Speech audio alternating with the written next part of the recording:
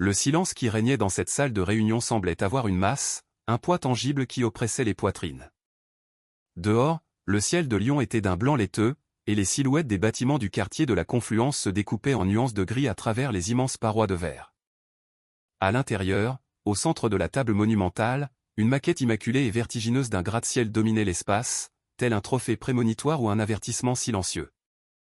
Madame Valérie Dubois, la présidente directrice générale de Dubois et Associés, était restée debout. Elle ne s'asseyait jamais lorsqu'une décision cruciale était en jeu.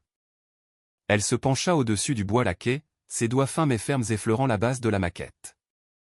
Son regard, intense et pénétrant, était fixé sur l'homme qui venait de présenter le projet, comme si ses yeux pouvaient percer les couches de tissu coûteux, de peau soignée et de mensonges bien rodés. L'homme en question, visage lisse et sourire calibré, se racla la gorge, visiblement mal à l'aise. Madame la PDG, le concepteur principal est notre lauréat de multiples prix. Commença-t-il, cherchant à gagner de précieuses secondes. Valérie l'interrompit d'un geste sec de l'index, pointant une section spécifique de la façade de la maquette où de fines lamelles de verre dessinaient une spirale audacieuse. Ce détail, dit-elle d'une voix coupante, n'existe dans aucun des plans que j'ai validés il y a 6 mois. De plus, je viens de recevoir un courriel de l'ingénieur de la mairie.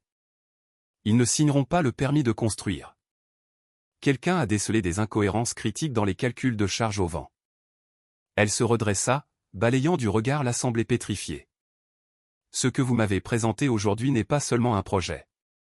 C'est une potentielle tragédie. Stéphane Lefebvre, le directeur financier, ouvrit la bouche pour protester, puis la referma aussitôt, échangeant un regard paniqué avec l'avocate de l'entreprise, Sandrine Moreau, dont le teint était devenu cireux. De l'autre côté de la table, Nicolas Girard, le directeur des opérations, semblait vouloir fusionner avec sa tablette pour disparaître. L'investisseuse principale, Christine Leroy, avait les yeux écarquillés, visualisant déjà les titres des journaux. Valérie inspira profondément. L'espace d'une seconde, son masque de contrôle absolu se fissura. Elle ne tremblait jamais, mais ce matin-là, le souvenir de son père, Jean-Pierre, pompier, rentrant à la maison le visage couvert de suie, lui revint avec une clarté douloureuse. Il disait toujours « On ne joue pas avec la structure ».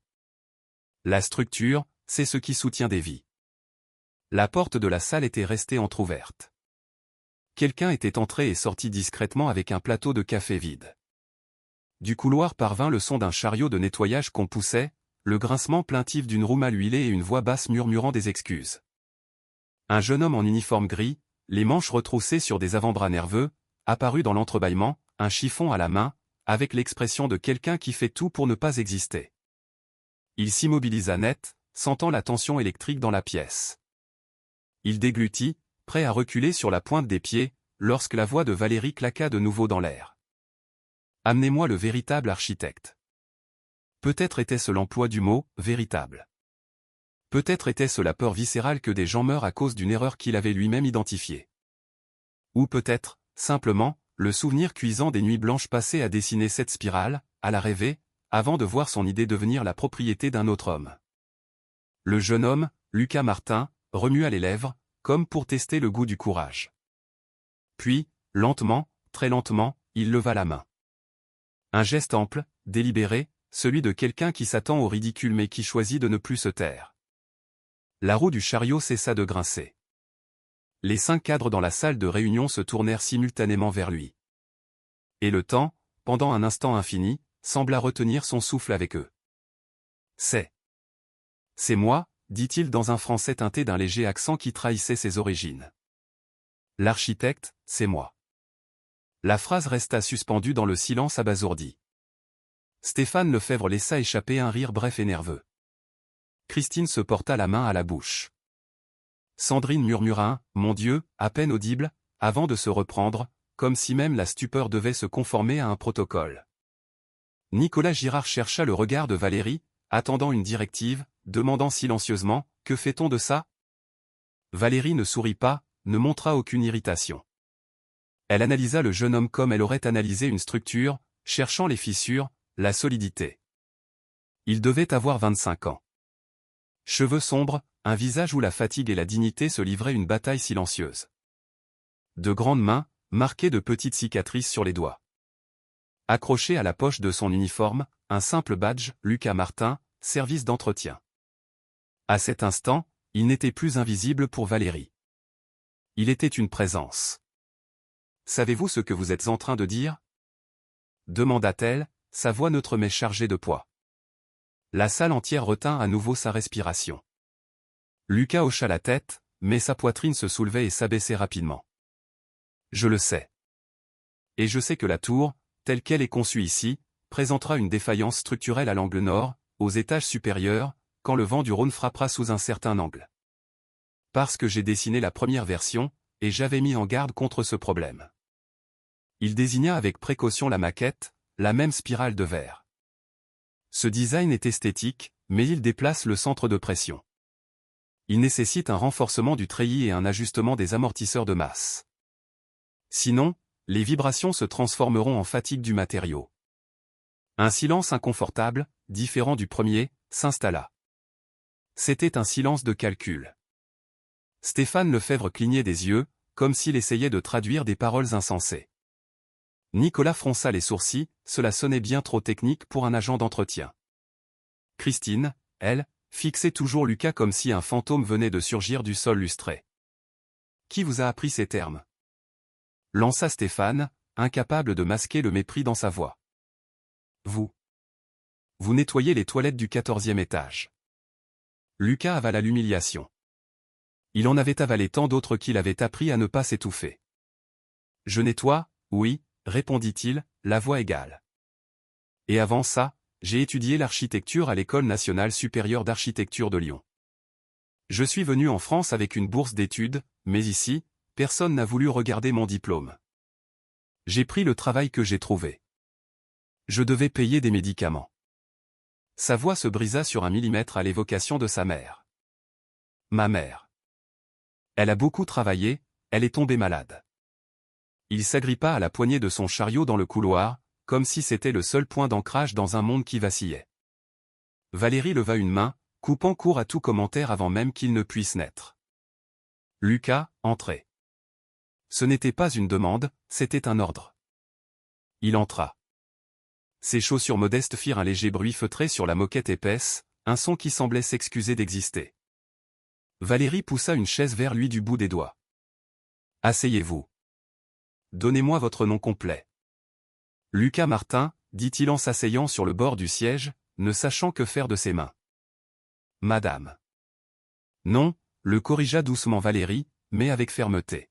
« Ici, aujourd'hui, vous m'appelez Valérie, et je vous appelle Lucas.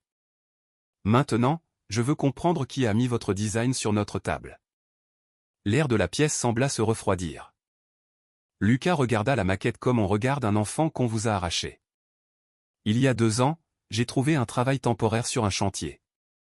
Je faisais des relevés, je dessinais des détails le soir, pour moi. Un architecte célèbre est venu visiter le site. Un grand nom, des plaques sur ses murs. Il hésita, comme si le souvenir lui-même avait des dents. Il a vu mon carnet. Il a dit que j'avais du talent. Il a demandé à en voir plus. J'étais si heureux. J'ai cru que, peut-être, j'allais enfin être vu. » Sandrine se pencha en avant. « Avez-vous des preuves de ces contacts ?» Lucas acquiesça lentement. « J'ai des emails. Il m'a demandé de lui envoyer les fichiers en PDF. Je les ai envoyés depuis mon téléphone, dans la buanderie de mon ancien logement. Je les ai toujours. Et j'ai le carnet, avec les dates. Je le garde comme si c'était la seule chose qui prouve qui je suis. » Il fouilla dans la poche de son uniforme et en sortit une petite clé USB attachée à un ruban usé. « Et j'ai ça. Je ne l'ai jamais montré parce que j'avais peur. Peur d'être expulsé, peur de perdre ce travail, peur de n'être qu'un problème de plus. Mais quand j'ai entendu que des gens pouvaient mourir à cause de l'ego de quelqu'un, je ne pouvais plus me taire. » Nicolas inspira bruyamment. « Expulsé ? Vous êtes en situation régulière ?» Lucas leva les yeux, un mélange de honte et d'honnêteté dans le regard. « J'ai une autorisation de travail. J'essaie de tout faire dans les règles. Je n'ai juste pas un nom de famille important. » Christine, qui était restée silencieuse, parla d'un filet de voix. Pourquoi ne pas l'avoir dénoncé? Si c'est vrai, c'est énorme. Lucas laissa échapper un souffle qui semblait porter le poids de 2 années. Dénoncer à qui? Au même système qui ne m'a même pas laissé une chance d'être stagiaire? À un bureau qui me regarde et ne voit qu'un uniforme gris? Je suis allé dans 3 agences avec mon portfolio. Ils ont tous dit « on vous rappellera ». Ils n'ont jamais rappelé. J'ai nettoyé les salles où ils décidaient de l'avenir. J'ai vu mon design dans des présentations et j'ai ravalé ma rage parce que j'avais besoin de vivre. Parce que ma mère avait besoin d'un médicament qui coûtait plus que mon salaire mensuel. Et parce que j'ai fini par croire que je méritais peut-être ce silence, puisque je n'étais personne. Valérie ferma les yeux une seconde. Elle connaissait cette sensation, celle d'être l'exception tolérée dans des salles où les décisions étaient prises sans elle. Ce n'était pas la même chose, mais c'était une cousine germaine de la même injustice. Elle rouvrit les yeux et son regard balaya la pièce. Stéphane, prenez votre téléphone.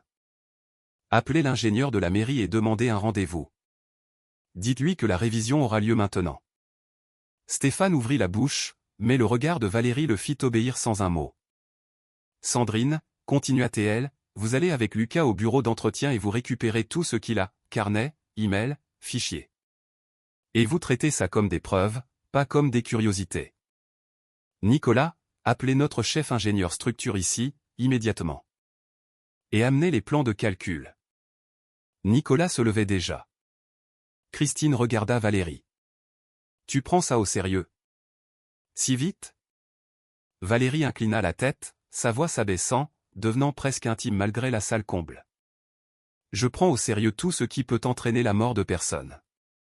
Et je prends au sérieux quelqu'un qui me regarde dans les yeux et ne demande pas la permission d'exister.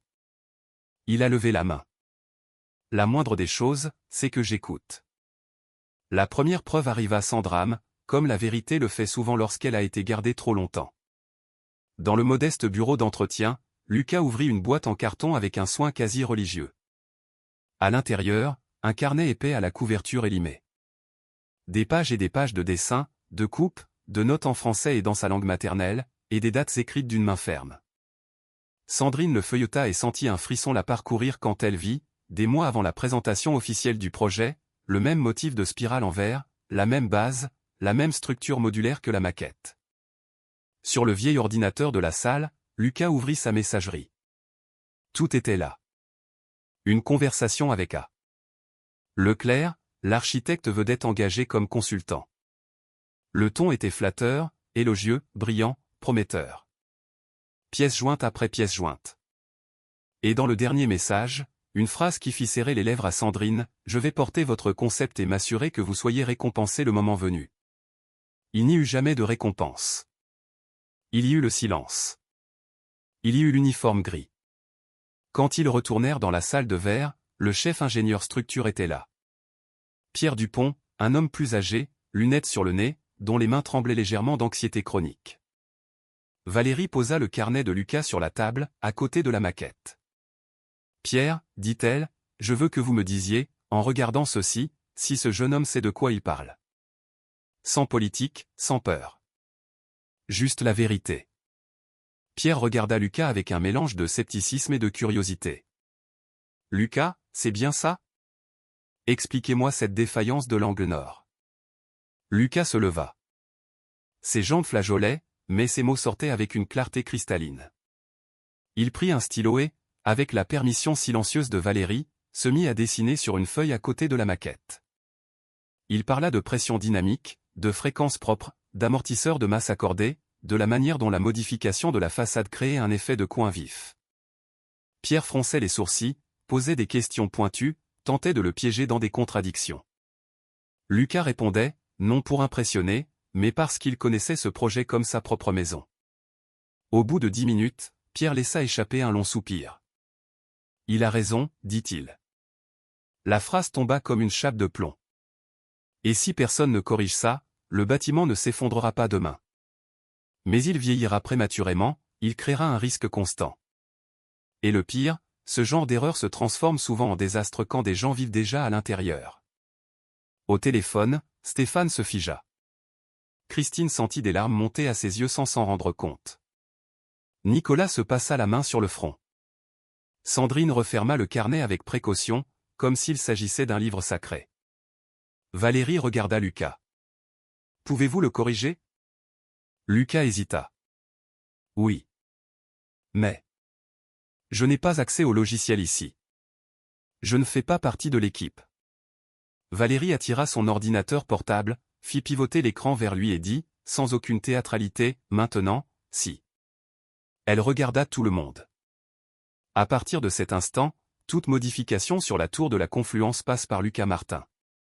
Si quelqu'un a un problème avec ça, la porte est grande ouverte. Personne ne dit un mot. Mais le silence n'était plus celui de la paralysie. C'était celui d'une réalité qui se réajuste. La nouvelle se répandit avant la fin de la journée. Les nouvelles se répandent toujours. Quelqu'un publia sur un forum interne une phrase qui devint virale, l'agent d'entretien prétend être l'architecte. En moins d'une heure, les téléphones vibraient et les regards fusaient dans les couloirs.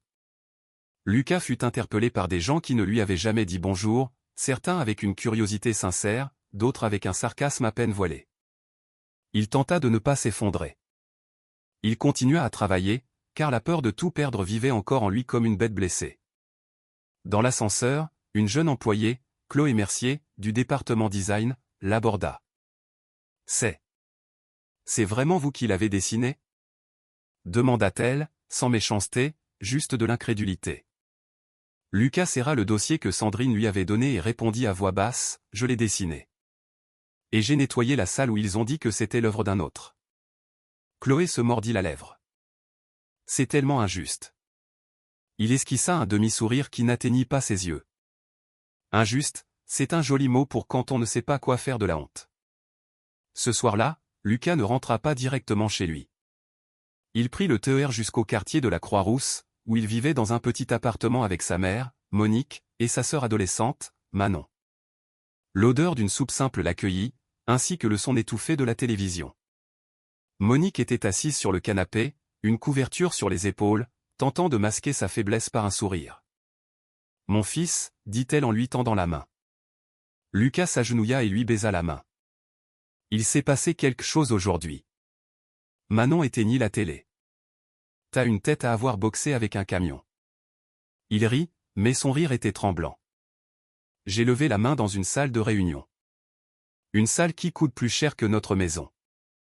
Et j'ai dit que j'étais l'architecte. » Monique ouvrit de grands yeux. L'espace d'un instant, la fatigue quitta son visage pour se transformer en pure vitalité. « Et ils se sont moqués de toi ?» Certains, admit Lucas. Mais la PDG, non. Elle a écouté. Et l'ingénieur a dit que j'avais raison. Il se mordit la langue pour ne pas pleurer, mais l'émotion le submergeait. Maman, je vais peut-être enfin pouvoir être quelqu'un. Monique prit le visage de son fils entre ses mains. Tu as toujours été quelqu'un. Il fallait juste que le monde arrête de faire semblant de ne pas te voir. Manon serra son frère dans ses bras, et Lucas sentit, avec une douce douleur, que toute la dignité qu'il essayait de protéger était en réalité ce qui protégeait ces deux femmes. Le lendemain, l'homme au grand nom se manifesta. Antoine Leclerc arriva au bureau comme on entre en scène, costume impeccable, sourire de celui qui pense que le monde lui doit des applaudissements. Il exigea une réunion avec Valérie. En entrant dans la salle de verre, il vit Lucas assis à côté de Pierre, en train de vérifier des calculs sur l'ordinateur. L'expression d'Antoine se fissura une demi-seconde avant de se recomposer. « Valérie, dit-il en ouvrant les bras, on me rapporte des choses absurdes. » Valérie ne se leva pas. Elle désigna la chaise en face d'elle. « Asseyez-vous, Antoine. » Il s'assit, mais sa posture était celle d'une confrontation masquée. Cet employé de l'entretien est en train de semer la confusion. C'est dangereux pour le projet et pour la réputation de l'entreprise. Lucas leva lentement les yeux. Son cœur battait la chamade, mais il ne détourna pas le regard. Antoine le toisa comme un objet qui n'était pas à sa place. Sandrine ouvrit un dossier et fit glisser quelques pages sur la table. Voici les emails que vous avez échangés avec Lucas Martin. Voici les pièces jointes. Et voici les dates. Antoine eut un petit rire méprisant. Ça ne prouve rien. N'importe qui peut falsifier ça. Et ce carnet ? demanda Pierre en posant le carnet usé de Lucas sur la table. Des dessins, des coupes, des notes et des calculs qui coïncident avec le projet actuel, daté d'avant que vous ne présentiez votre version. Antoine fit un geste de la main pour écarter l'objet. Vous voulez m'accuser de plagiat? Moi? J'ai des prix. J'ai une carrière. Ce garçon essaie de gagner de l'argent avec du chantage. Le mot « garçon » blessa plus que l'accusation. Lucas sentit le sang lui monter au visage. Valérie le perçut, et sa voix devint aussi tranchante que le verre. Ne l'appelez pas garçon. Vous ne savez même pas ce qu'il a perdu pour être ici. Antoine se tourna vers Valérie. Valérie, tu commets une erreur. Je suis le nom qui ouvre les portes dans ce secteur. Tu vas mettre cet inconnu face aux investisseurs? Christine, présente à la réunion, se pencha et parla pour la première fois avec dureté. Les investisseurs n'aiment pas les cadavres, Antoine. Et je n'aime pas les mensonges. Antoine la regarda, stupéfait. Tu vas te mettre de son côté? Je me mets du côté de ce qui maintient les gens en vie, répondit-elle. Sandrine prit une profonde inspiration. Antoine, nous avons ouvert une enquête formelle. S'il y a plagiat, votre contrat sera résilié et nous pourrons porter l'affaire en justice. Antoine se leva d'un bond, sa chaise grinçant sur le sol. Vous n'aurez pas ce courage. La presse. Ça vous détruirait. Valérie se leva aussi, mais sans colère, avec un calme terrifiant. La presse adorera une entreprise qui corrige une erreur avant de tuer des gens. Et elle adorera encore plus découvrir qui a volé le travail d'un immigré et l'a laissé nettoyer les sols pendant qu'il signait à sa place. Sortez de ma salle. Antoine ouvrit la bouche pour répliquer, mais le regard de Valérie le chassa. Il sortit à pas lourds. Quand la porte se referma, Lucas aperçut que ses mains tremblaient. Valérie le regarda. Ça va? Il voulut dire oui, mais la vérité était un nœud dans sa gorge. J'ai peur. Moi aussi, dit Valérie, et sa sincérité le prit par surprise. Mais la peur ne décide pas pour nous. Nous décidons malgré elle. Les semaines suivantes, le bureau devint un champ de mines. Tandis que Lucas travaillait avec Pierre pour ajuster le projet, les rumeurs couraient comme une traînée de poudre. Certains employés laissaient des notes anonymes sur son bureau, « Reste à ta place ». Un jour, quelqu'un renversa exprès son chariot de nettoyage, qu'il poussait encore en fin de journée, comme pour lui rappeler d'où il venait. Lucas ramassa tout, seul, les mâchoires serrées. Chloé apparut, ne dit rien, et l'aida à ramasser les flacons. Puis elle resta là, en silence, comme quelqu'un qui choisit son camp. Valérie faisait face à la pression sur un autre front. Le conseil d'administration voulait le silence. Stéphane insistait pour régler l'affaire sans scandale. Nicolas craignait les retards et Christine voulait des garanties. Et la mairie exigeait une nouvelle révision sous 15 jours. C'était le genre de délai qui broyait les gens. Un soir, alors que l'immeuble était presque vide, Valérie trouva Lucas seul dans la salle de verre, contemplant la maquette. Il avait les yeux rouges. Elle entra doucement. Qu'est-ce qui se passe? Lucas respira comme si chaque mot devait être arraché de sa poitrine. Ma mère. Son état a empiré. La mutuelle a refusé un remboursement d'examen. Je ne sais plus comment faire. Valérie s'assit à côté de lui, non plus en PDG, mais en être humain. Combien? Lucas cligna des yeux, confus. Combien quoi? Combien coûte l'examen? Ne me servez pas votre fierté. Donnez-moi un chiffre. Il hésita. 3400 €. Valérie hocha la tête, prit son téléphone et envoya un court message. Ce sera payé demain. Et avant que vous n'essayiez de refuser, comprenez bien, ce n'est pas de la charité. C'est un investissement dans la personne qui a sauvé mon projet et probablement des vies.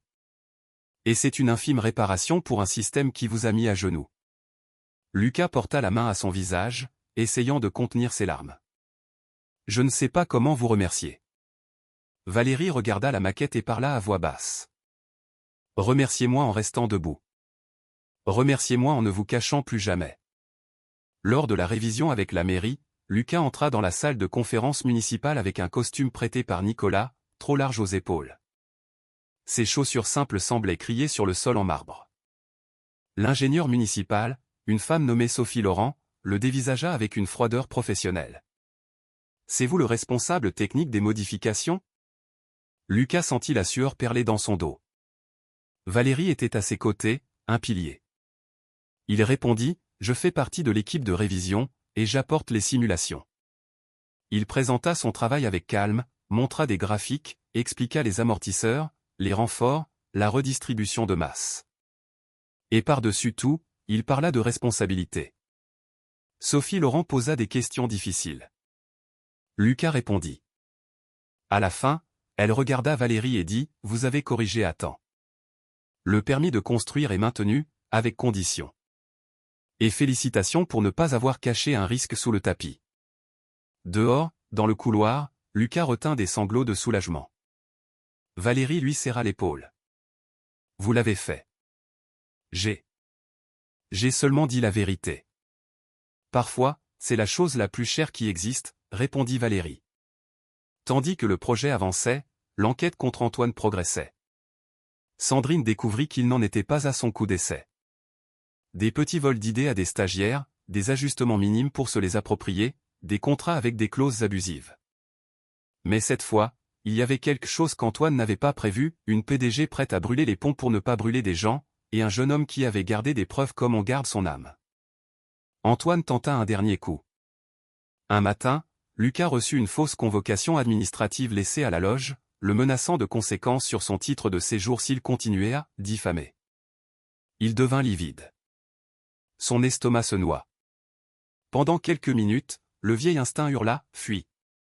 Tais-toi, disparais. » Il faillit prendre son chariot et partir. Ce fut Manon qui le ramena à la raison, au téléphone. « Tu laisses un bout de papier mensonger te commander ?» dit-elle avec la bravoure que seuls les adolescents ont quand ils aiment. « Tu m'as toujours dit de ne pas baisser la tête à l'école. C'est ton tour maintenant. » Lucas prit une profonde inspiration. Il alla voir Sandrine, lui montra le papier. Sandrine l'analysa et, au lieu de la peur, elle eut un demi-sourire. « C'est génial. »« Génial ?» répéta Lucas, perdu. « Oui, » dit Sandrine. « Ça, c'est de l'intimidation. Et l'intimidation laisse des traces. »« Merci, Antoine. » Avec cette pièce, Sandrine accéléra les mesures légales. L'entreprise résilia le contrat d'Antoine pour faute grave et lança une procédure pour violation de la propriété intellectuelle et mauvaise foi. La presse l'apprit, bien sûr, mais pas de la manière que le conseil craignait. Un journaliste local, après avoir consulté des documents, publia un article intitulé « Une entreprise lyonnaise suspend un projet millionnaire pour écarter un risque et reconnaître son auteur original ». La ville, au lieu de critiquer, applaudit. Des gens ordinaires, qui n'entreraient jamais dans une salle de réunion au sommet d'une tour, partagèrent l'histoire comme on partage une lueur d'espoir. Pourtant, Lucas menait encore une bataille intérieure. Un après-midi, il entra dans les toilettes de la direction pour vérifier une fuite, comme avant, et vit son reflet dans le miroir. Uniforme gris, badge simple, yeux fatigués. Il se souvint du nombre de fois où il avait nettoyé ce même miroir sans se regarder, comme s'il ne méritait pas d'exister là. Il sentit une rage silencieuse, et une tristesse aussi. Parce que la dignité ne devrait pas être une récompense, elle devrait être une norme. En retournant dans le couloir, il trouva Valérie en train de discuter avec une équipe de construction. Elle l'aperçut et l'appela d'un signe de la main. « Lucas, venez ici. » Les ouvriers, beaucoup avec des mains calleuses comme les siennes, le regardèrent avec curiosité. Valérie parla fort pour que tous l'entendent, mais sans théâtralité. « Voici Lucas Martin. Il est l'architecte responsable de la révision de la tour de la Confluence. Et je veux que personne ici n'oublie, le cerveau ne porte pas d'uniforme. Respect. » L'un des ouvriers, un homme costaud nommé Marc Delacroix, s'avança et lui tendit la main. « Enchanté. Mon père était maçon. Il disait qu'un bon bâtiment, ça commence avec la vérité. » Lucas serra sa main et sentit quelque chose se réaligner en lui. Le point culminant arriva le jour où la maquette elle-même devint le théâtre d'une décision finale. Le conseil d'administration exigea une réunion pour clore l'affaire et décider si Lucas serait, ou non, crédité publiquement. Stéphane était nerveux. Ça risque d'effrayer les partenaires, insistait-il. Mettre un agent d'entretien comme architecte principal. Ça va devenir un mème sur Internet. Valérie le regarda comme on regarde une erreur de calcul. Vous avez peur d'un mème. Moi, j'ai peur que l'injustice ne devienne une habitude. Christine posa les coudes sur la table. J'ai investi dans ce projet parce que je te fais confiance, Valérie. Et aujourd'hui, je le dis, je te fais encore plus confiance. Si vous cachez Lucas, je retire mon capital. Le conseil, acculé, tenta un compromis, des crédits en interne, une reconnaissance discrète, une prime, et basta. Lucas écoutait et sentait le vieux piège se refermer sur lui. Il faillit accepter. La fatigue était immense, l'envie d'en finir encore plus grande. C'est alors que Valérie poussa la maquette au centre de la table. Regardez ça. Chaque étage est fait de centaines de décisions. Si nous acceptons un petit vol ici, un petit silence là, la structure morale de cette entreprise se transforme en poussière. Je ne construirai pas un gratte-ciel sur un homme effacé. Soit vous reconnaissez Lucas comme l'auteur du concept et le chef de la révision, soit vous chercherez une autre PDG. Et avant que quiconque ne pense que je bluffe, j'ai déjà signé ma lettre. Stéphane écarquilla les yeux. Tu ne ferais pas ça. C'est déjà fait, répondit Valérie en faisant glisser une enveloppe sur la table. Le conseil se tut. Non par bonté, mais par peur. Mais à cet instant, Lucas vit quelque chose qu'il n'avait jamais vu chez des gens puissants, quelqu'un prêt à perdre pour ne pas trahir. Sandrine, d'une voix maîtrisée, posa sur la table le rapport final de l'enquête, avec les preuves, les dates, les comparaisons de fichiers et une déclaration d'Antoine obtenue lors d'un accord, admettant usage inapproprié de matériaux reçus. C'était suffisant. Le conseil recula. Ils votèrent, un par un, avec l'hésitation de ceux qui sentent que le monde a changé de place. Quand la décision fut officielle, Lucas sentit sa poitrine à la fois vide et pleine. Valérie le regarda. Lucas Martin, acceptez-vous d'être crédité comme l'architecte concepteur de la tour de la Confluence et directeur associé du design, avec un plan de validation des acquis et de licence financé par l'entreprise? Lucas ouvrit la bouche. Aucun mot ne sortit. La salle de verre, le ciel gris, la maquette, les regards. Tout devint flou. Il se souvint de sa mère toussant à l'aube, de lui dessinant à la lueur d'une lampe, du premier « on vous rappellera » qui ne rappela jamais. Et enfin, il parvint à parler. J'accepte. Mais j'ai une condition. Stéphane laissa échapper un soupir, craignant un coup supplémentaire. Quelle condition? Lucas regarda Valérie, puis toute la table. Je veux que l'équipe de nettoyage qui travaille ici soit embauchée directement par l'entreprise, avec un salaire juste et une mutuelle. Parce que personne ne devrait être invisible. Et parce que je n'étais pas le seul. La demande prit tout le monde par surprise. Christine, les yeux humides, fut la première à acquiescer. Je soutiens. Valérie sourit enfin. Pas un sourire de marketing, un sourire qui ressemblait à du repos. Condition acceptée. Stéphane tenta de protester, mais il était trop tard. La vérité avait déjà pris trop de place pour rentrer dans sa boîte. Le jour du lancement officiel du chantier, une petite cérémonie eut lieu sur le terrain, près du Rhône. Ce n'était pas une fête luxueuse, c'était simple, avec des casques, des gilets réfléchissants, du café chaud et un vent froid qui cinglait les visages. Valérie appela Lucas au micro.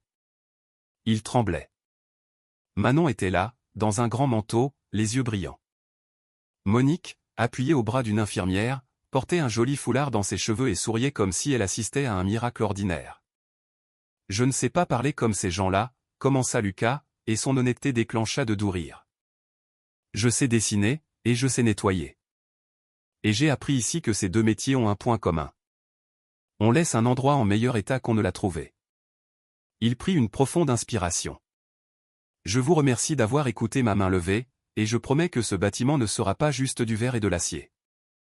Ce sera un symbole que personne n'a besoin d'être effacé pour que la ville soit belle. Valérie prit le micro après lui et parla peu. Lyon n'a pas besoin d'un autre gratte-ciel. Elle a besoin de plus de vérité. Et aujourd'hui, nous posons la première pierre des deux. Les mois passèrent.